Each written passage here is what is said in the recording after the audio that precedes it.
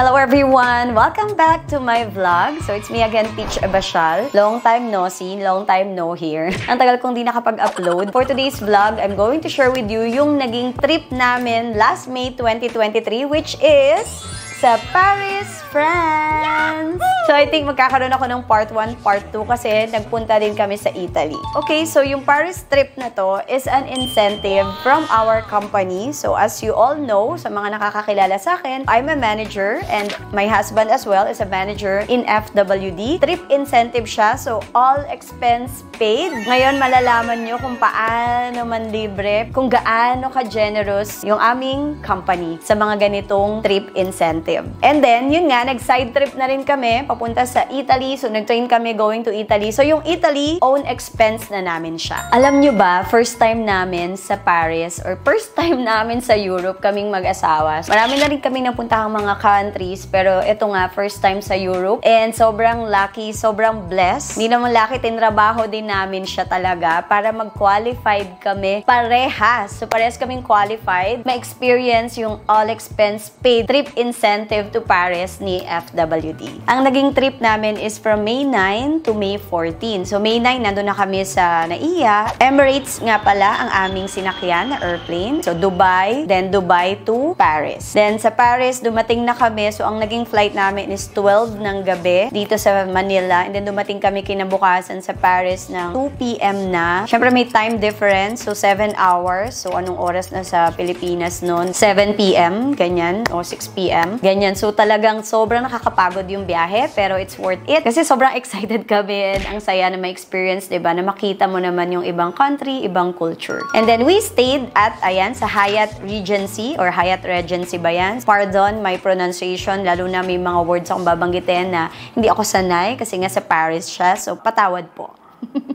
Ang maganda naman dun sa trip namin is sakto lang yung weather during that time sa Paris. Siguro mga 20 degrees, ganyan, 22. Nung naging mababa, mga 18 degrees. So, medyo carry-carry pa. And pagdating namin doon, so kain lang kami kasi gabi na din, paggabi na. Pero nagulat nga ako, grabe, 9 p.m. kami nakapasok sa room and ayan, sunset pa. Sunset sa kanila ang 9 p.m. Ayan yung room namin, by the way, sa Hyatt Regency. Ang ganda. Ayan yung view. And then, ang napansin ko nga is maliit lang yung room nila compared mo sa ibang mga hotels na napasok namin. Hindi naman ako nahirapang matulog, so wala naman jet lag ganyan. So natulog kami mga 11 p.m. and kinabukasan kasi may call time. So yan, kapag group kasi meron talaga kaming oras na susundin and then may itinerary talaga. So ayan na, yung first day namin, that's May 11 and ang itinerary namin is pupunta kami sa Opera House. Ayan, nag-picture-picture lang kami, hindi na kami pumasok sa Opera House. Maganda nga daw sa loob niyan, pero hindi namin napasok na. And then, after that is, nagpunta na kami sa Arc de Triomphe. Ayun ba yung tama? So, patawad po kung mali. So, ayan po. Nag-jumping rope pa ako dyan. So, sobrang picture-picture lang, ganyan. And kakapanood lang namin ng John Wick before kami nagpunta dyan. Kaya parang fresh na fresh pa sa amin yung alaala ng mga senaryo ni John Wick na dyan siya sa Arc de Triomphe. Nagpaikot-ikot, naghabulan sila dyan. After the Arc de Triomphe ay, ito na, ang pinakahihintay namin. Nagpunta kami sa Trocadero and dyan kami magkakaroon ng photo op. Group photo yon. So, that's why dapat naka-jacket kami ng FWD. So, binigyan kami ng polo shirt and then jacket. Diyan kami magpipictorial yung buong lahat ng mga nag-qualified dyan sa Trocadero. Which is, ayan yung view, yung Eiffel Tower. Grabe. It's so amazing. Pero yon, ingat. So, sa mga magta-travel papuntang Paris, mag-ingat kayo dyan. Ang daming sasalubong sa inyo. Ang daming mag-aalok ng kung ano-ano. Mga Eiffel Tower. Kung hindi nyo pa napanood, by the way, yung mga shinapping namin dyan sa Paris and dyan sa Italy. So, ayan, meron akong link. Ayan, ilagay ko dyan yung link sa taas or dyan sa description box kung ano yung mga na-shopping namin. So, nandun din kung magkano ko nabili yung mga Eiffel Tower na yan para mas makatipid kayo. And then, after the Eiffel Tower, picture-picture, ganyan, posing-posing, is kakain na kami ng lunch. And then, European food sa Paris, French food. Nakakagulat, diba? Yung ano, syempre yung sanay tayo sa malalasa na pagkain. Ang mga dessert nila, grabe, hindi matamis, kundi maasim.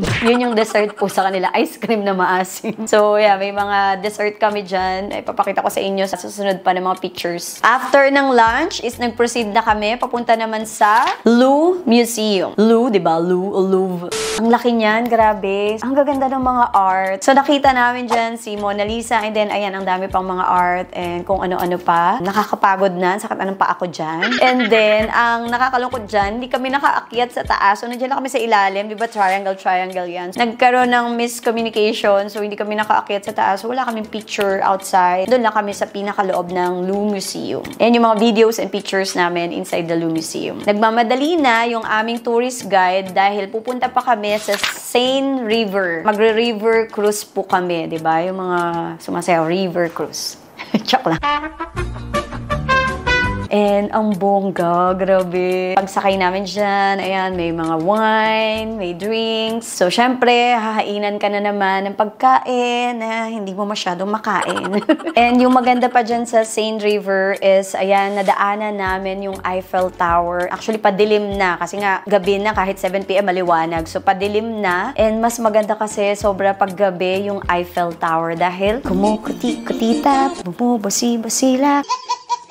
Tip ko lang din pala sa inyo, so kung mag-travel kayo at mahilig kayo sa mga outfit, OOTD, no, planuhin nyo na yung isusuot nyo everyday or kung saan kayo pupunta, dapat naka-ready na yan, nakapack na kung paano mo siya isusuot. So, kompleto na kung ano yung blazer mo, ano yung inner, ano yung pants, ano yung socks, ano yung shoes. So, iplano nyo na kasi kung mahilig kayo mag-outfit katulad ko, it will save you time kapag nakaplan na yung mga isusuot nyo. And then also, tip na din, so bili na kayo ng SIM card sa airport kasi mas mura sa airport. And then pag uwi, so may kaya pa ng energy, no?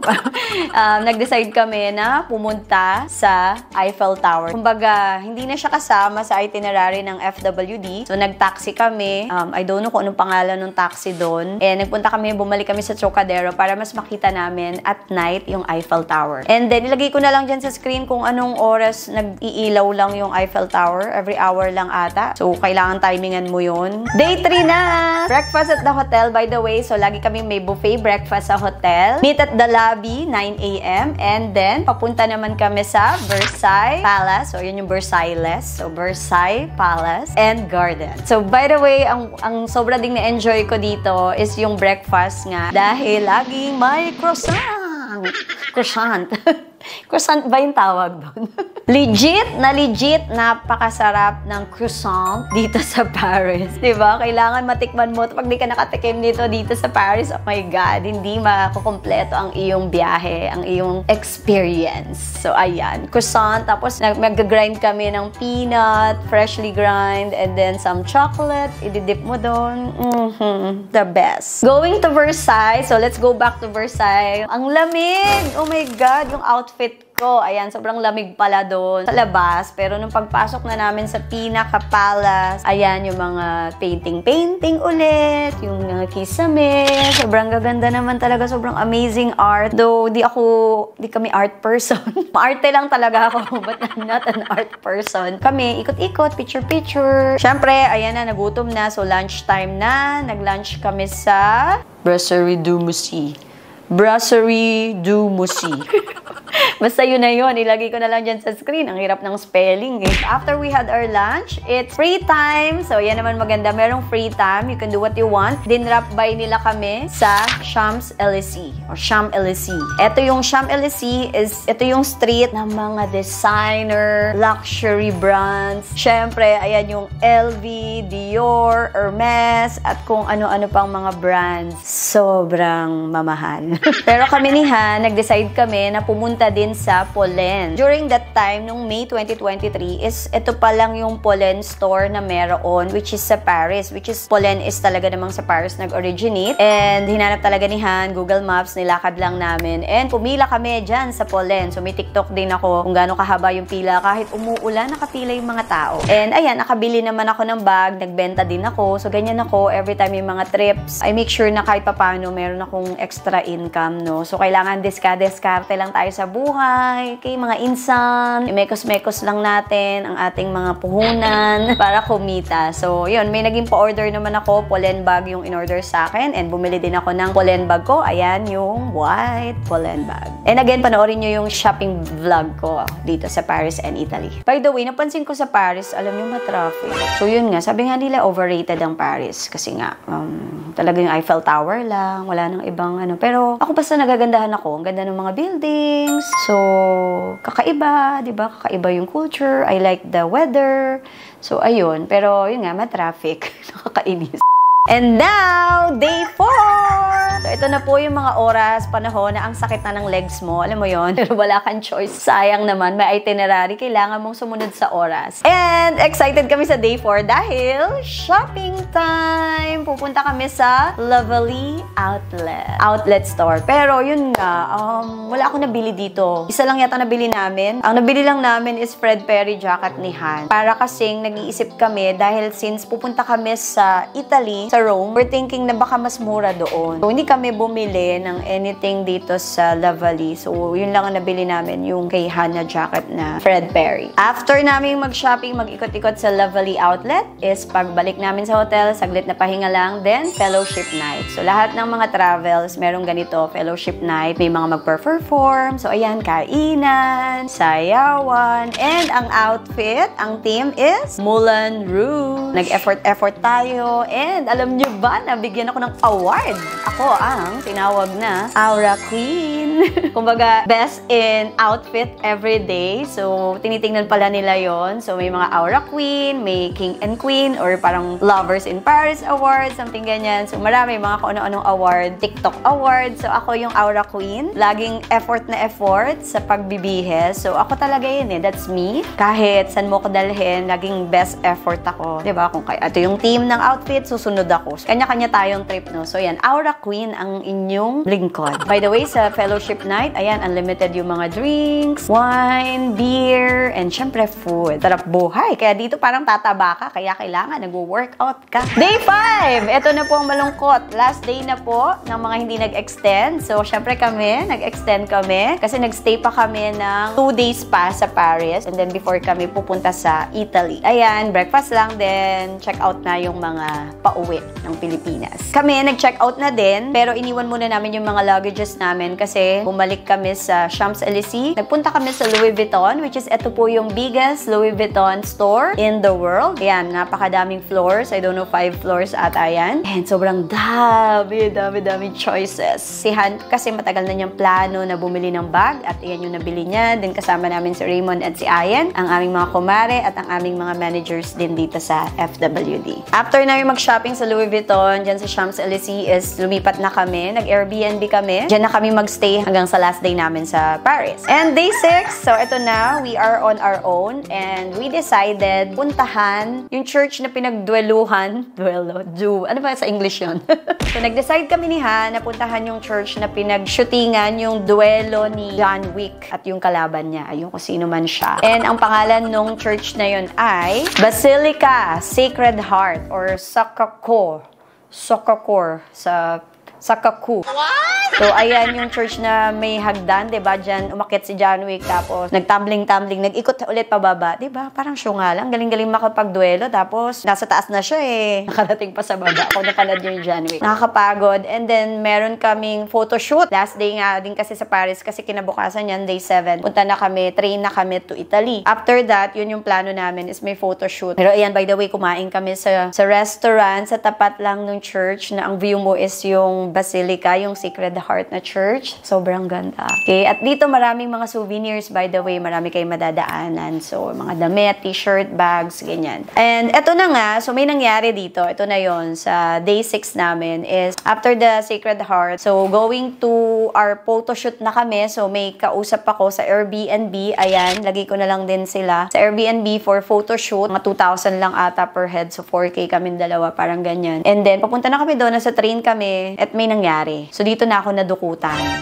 So, grabe talaga. Kaya mag-ingat sa mga mandurukot. Diyan talaga naglipa na. So, dito sa Pilipinas, never akong nadukutan na pickpocket. Pero, grabe sa Paris pa talaga. And first time namin, diba, sa Europe and sa Paris. Kasama yung passport ko, kasama yung money ko. Pero, thanks be to God, yun nga, tingnan nyo na lang sa TikTok ko yung buong pangyayari. O ilagay ko yung link dyan. Paano nangyari yun? At paano nyo maiiwasan na madukutan? So, sobrang mag-ingat po kayo. Kahit yung bag nyo ay nasa harapan, hawakan nyo pa rin. Kapag nandyan kayo sa Paris, nandyan kayo sa Rome, isa pa yan. So, hawakan nyo pa rin. Kasi kahit nasa harap yung bag ko, nakuha pa din siya sa akin sa train. Sa train sila. At kasing height ko lang siya. 4'11 lang kasi ako. Maliit lang ako. Hindi ko akalain na mandurukot siya, no? So, anyway, to make the story short, nakuha ko naman. Nabalik naman sa akin yung gamit ko. Pero, ang nangyari is, nag-tour kami sa police station.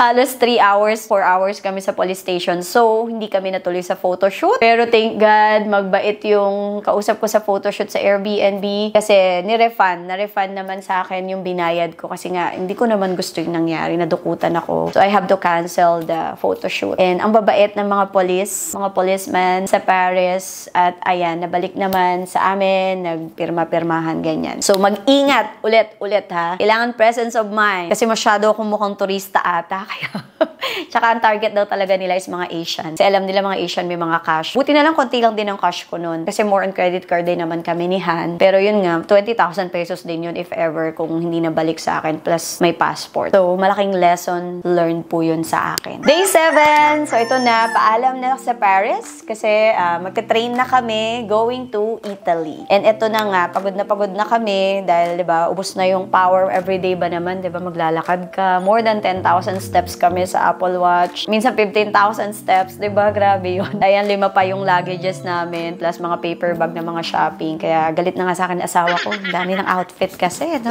Sino nakaka-relate diyan?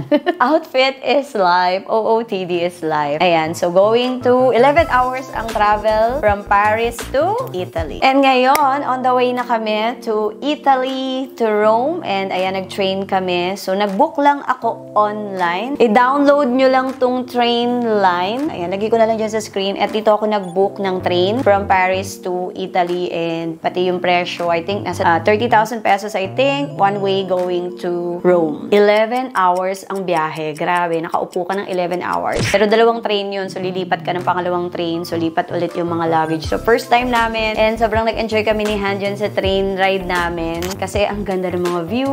Grabe talaga. So amazing. Ayan, ipakita ko sa inyo. And then, ready kami. Lagi kaming may downloaded na movie. Favorite namin is Criminal Minds. Series pala. So, Criminal Minds ang favorite namin. At yan, nag-download kami para hindi ma-boring. So, sa Italy is nag-book kami ng Airbnb. Nagulat kami sa Italy kasi malaki yung room kumpara sa Airbnb namin sa Paris na talagang kakapraso.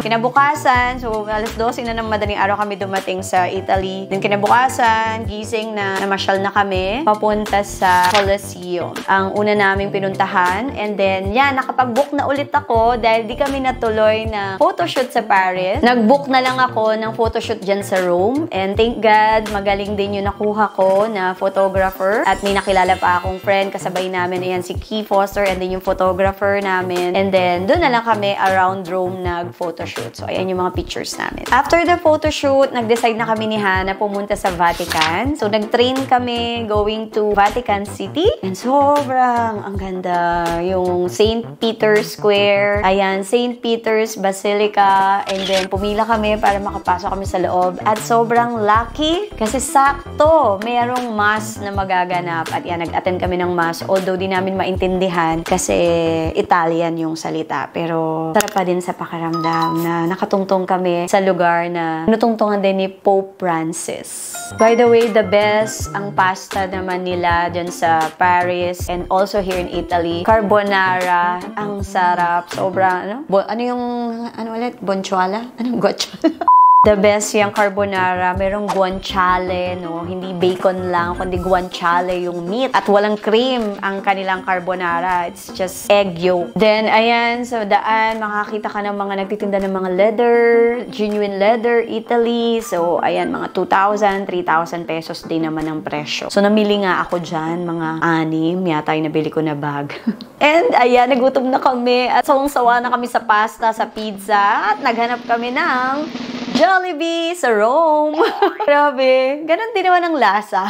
Jollibee Rome lang. Ayan. Sobrang nag-enjoy kami ni Han. Ang nakakatuwa din dito sa Italy, since may mga kakilala kami, may kumpare si tatay, si Ninong Nani, which is Ninong ko, si Tito Samin, nandyan din sa Rome for how many years? 30 years na tumawag sila sa akin. So, niyayaya nila ako. So, sobrang napaka-sweet. Thank you po sa thoughtfulness. Second day namin sa Italy is nag-meet naman kami ni Tito Samin at tinur niya kami. So, sinamahan niya kami dyan sa Trevi Fountain. Ayan, nag-wish kami. Naghagis-hagis kaming ganyan ng coins, then wish. Naglakad kami, then papuntang Pantheon. Hindi na lang kami nakapasok sa loob. Ayan yung picture namin sa Spanish Steps din. Then, tinreat kami ni Tito doon sa restaurant wherein doon nagwo-work ang aking pinsan na si Samika. Ayan, thank you sa inyo, Tito Samin and Samika. And then, after that, niyaya naman ako ng ninong ko. Naghanap siya ng driver friend niya, which is may van dyan sa Rome. At ipinasyal naman kami sa Castel de Romano Outlet Store. So, ayan, namasyal kami. At dito na kami nag-shopping talaga. So, yung mga Lacoste, Calvin Klein, bumili kami, yung mga damit-damit, ganyan. At kung ano-ano pa. Nag-ikot-ikot din kami dyan sa lugar sa Rome, sa street, yung mga branded luxury brands. Kasi plano namin, bibili ako ng bag. So, Prada, LV, ganyan. Eh, di nga ako nakabili, diba, sa Paris. Tapos si Han, ang plan niya is bibili siya ng relo, yung watch na Tudor, Black Bay 58. Pero wala hindi available yung gusto niya na design, yung style ng Tudor. So, hindi kami nakabili. Kaya, ayan, hindi kami nakabili. And this is our last day na talaga sa Italy. And ayan, pauwi na. Kinabukasan, pauwi na kami, going back to Manila. Ayan, nag-ikot-ikot pa din kami sa airport. Di pa din natapos ang aming kasiyahan. So, nag-ikot-ikot kami sa Fiumicino Airport. At ayan, nakakita ng Prada na bag na super cute na orange bag, diba? FWD na FWD. And sobrang cute. Sabi ko nga, gusto ko yung ganyan, yung wala ka masyadong katulad. Nice, yung color niya, perfect pag naka all white, all black, diba? Basta naka plain color ka, ang ganda niya. Actually, kahit colorful ka nga uso naman yun. Depende na kung how you will bring it, diba? So, nabili siya. Yun na yun. And that's it. That's all for this video. Yan na po ang aming travel. Yan na po yung one of the happiest moments so far sa buhay namin. This 2023, kumbaga. Looking back, dati, Subic lang yung first travel namin. Mag-boyfriend kami. Commute yun, balikan. Kasi wala kaming pang overnight. But thanks be to God for all the blessings that He had given us and He's giving us pa. Dahil ginalingan lang naman namin, nagsumikap kami dito sa aming trabaho. Nag-serve kami sa mga clients, sa mga agents namin to give them quality service. Matulungan din sila, no? And ayan yung kapalit, diba? Travel incentive. So, we are so blessed. Sobra, siksik-liglig umaapaw. Kung ikaw ay naghahanap din ng another source of income, side hustle, naghahanap kami ng kasama sa team namin, part-time or full-time, you can also be a licensed financial planner like us and you can enjoy kung ano yung na-enjoy din namin ngayon. So, kailangan mo lang gawin. Kailangan mong subukan para mangyari. Kasi kung wala kang gagawin, walang magbabago sa buhay mo. So, you have to decide. Kung gusto mo yung mabago sa buhay mo, you have to do something differently. Maraming salamat sa panonood nyo. See you again on my next video. Always remember, your life is a gift from God. What you do with it is your gift to God. Thank you so much and God bless everyone. Merry Christmas! Happy New Year!